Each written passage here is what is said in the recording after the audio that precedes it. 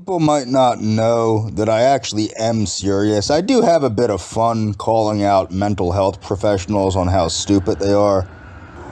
And I'll be honest, I do. I have a bit of fun doing it because they are really stupid. But it does not I don't want people thinking I'm not serious or that I don't feel concerned for the public, especially the public that has to seek help from these people, including myself, or that I don't believe that this has exasperated my mental health conditions, because I know it has. But what I want to point out, the reason I'm saying this, and I want to discourage anyone that is being cyber stalked or cyber harassed or any of these things from going to Lenape Valley. And the reason why is because, if you've seen my videos, you're talking about an organization that attempted to 302 me for psychotic delusions because I was seeking help due to being driven to the point of becoming suicidal by harassment, okay?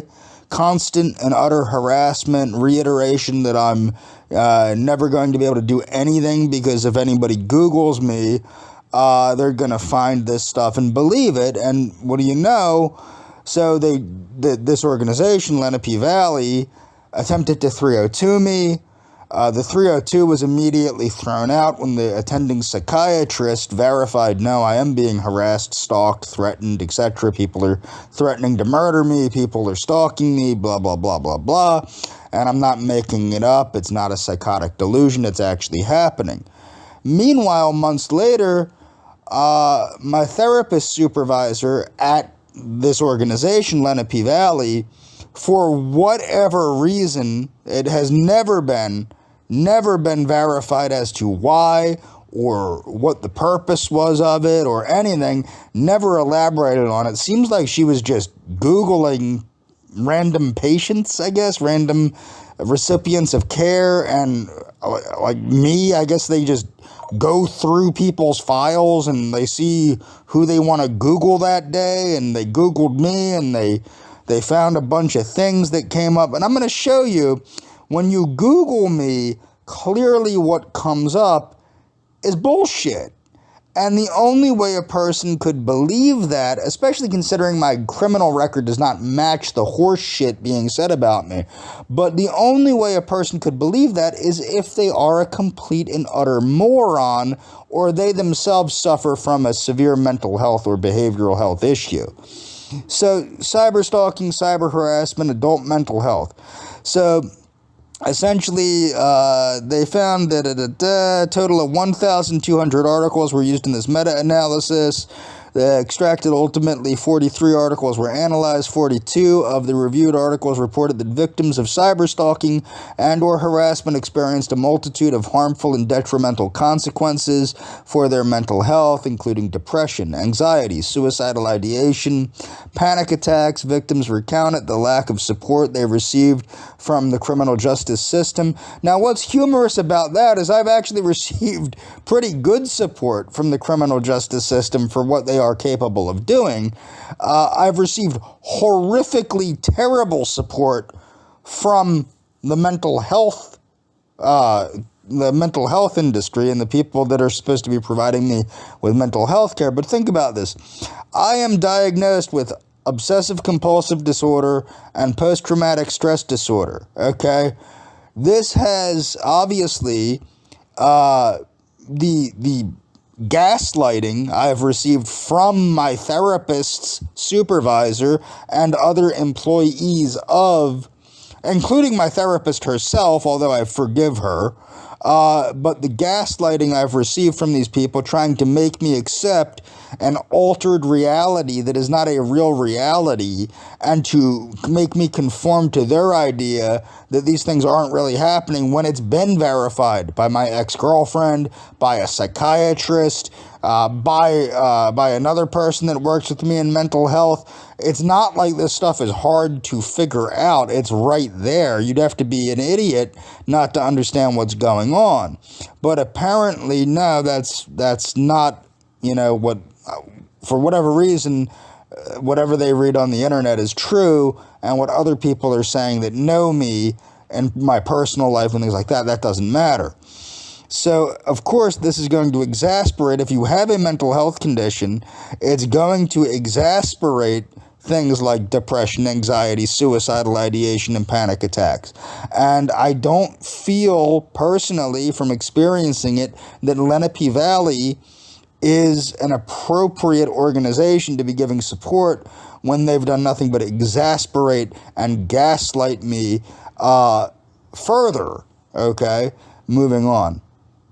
So this is from Harvard University here. This is about how cyberstalking is a growing problem. Okay, 1% of all women and 0.4% of all men were stalked during the preceding 12 months. In the United States, 1 out of every 12 women, 8.2 million, and 1 out of every 45 men, 2 million, have been stalked at some point in their life. So that's just verified. That's probably much higher. Women are far more likely to be victims of stalking than men. Nearly 4 out of 5 victims are women. Hence the reason I believe the people stalking me are homosexually attracted to me, because why else would they be stalking another man? Men are far more likely, of course, to be stalkers. Hence the reason most of the people stalking me, besides Yeast Wolf, happen to be men. 87% of the stalkers identified by victims in the survey were men. Women are twice as likely as men to be victims of stalking, yada, yada, yada. Anecdotal. You can read this on your own. I just wanted to make sure people understood this. It's recognized, cyber stalking is indeed recognized as a growing problem, just not by anybody at Lenape Valley. It sounds unbelievable to them. Totally unbelievable. So this article is about the alarming truth of cyberstalking. This is about Olympic runner Emily Infield received a message on Facebook from a stranger named Greg Donnelly, and then another message and another, blah, blah, blah, yada. What is cyberstalking? Goes over what it is. Obviously, if you're experiencing what I'm experiencing, you know what cyberstalking is. And of course, in my situation, this has bled over into real life. I get harassed in real life. My car has been vandalized. The door to my apartment has been vandalized. People have shouted things at me from vehicles, things like that. Moving on. So, U.S. internet users who have experienced cyberbullying. Okay, cyberbullying, internet harassment, whatever. Any harassment, 41%. Offensive name calling, 35%. Purposeful embarrassment, 26%. Any form of severe harassment, 27%. Physical threats, 18%. I've received all of this. Sexual harassment, 12%. Stalking, 13%. Sustained harassment, 12%. This is going on 8 years of this shit. I've dealt with all of this, and it's all verifiable, okay? So that's what's kind of crazy, that mental health professionals that Googled me would not believe me, because obviously if you Google me, that should verify that what I'm saying is true, unless you're an idiot. So essentially this kook, Allison Jenkins, put my name in the YouTube bar and found out, lies about me that she believed to be real. So, James Robert Clark III. Let's see what comes up when you Google me. Okay, this is the James Robert Clark III story, the James Robert Clark story part 1 by Adonis, Hatman's thing, Hatman's playlist on me. Okay. This is from Drunken Peasants. Now, anybody that cannot see that I'm being harassed, this is the Daywave saga. Any mental health professional that does this and does not see that it verifies what I'm saying is a frickin' moron. Okay, moving on. One of the biggest problems that you're going to have with dealing with mental health is you think that there's ways to voice your opinion, not realizing that they're all supported by things like Big Pharma, and they all support one another, they're all in on it together, they all cycle each other throughout one another. people that work in the county or people that worked in the agencies. People that work in the agencies or people that have worked in the county. This is the community support program. This was written into law by John F. Kennedy back when he was president as a means to supposedly help the mentally ill, voice concerns, yada, yada, yada. It's a load of horse shit. Right here, you're getting it from NAMI's website. The Community Support Program is a coalition of individuals who receive mental health services, their families, mental health providers, and interested community members. This is not true. When I was an employee of Pendel Mental Health, it was mandatory that I attend this thing.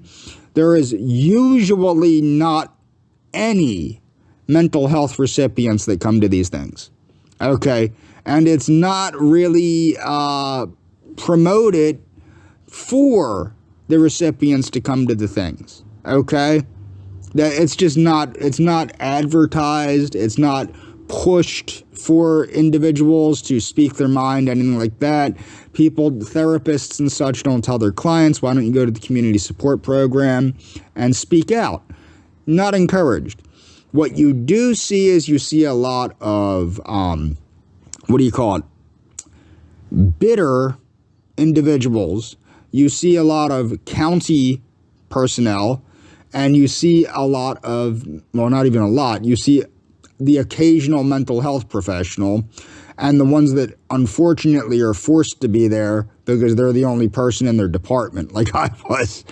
So it's not what you think, but they supposedly at monthly meetings, individuals come together to exchange information, formulate ideas about how all parts of the local community can coordinate assets, blah, blah, blah. Not really. Not really. It's basically a big circle jerk.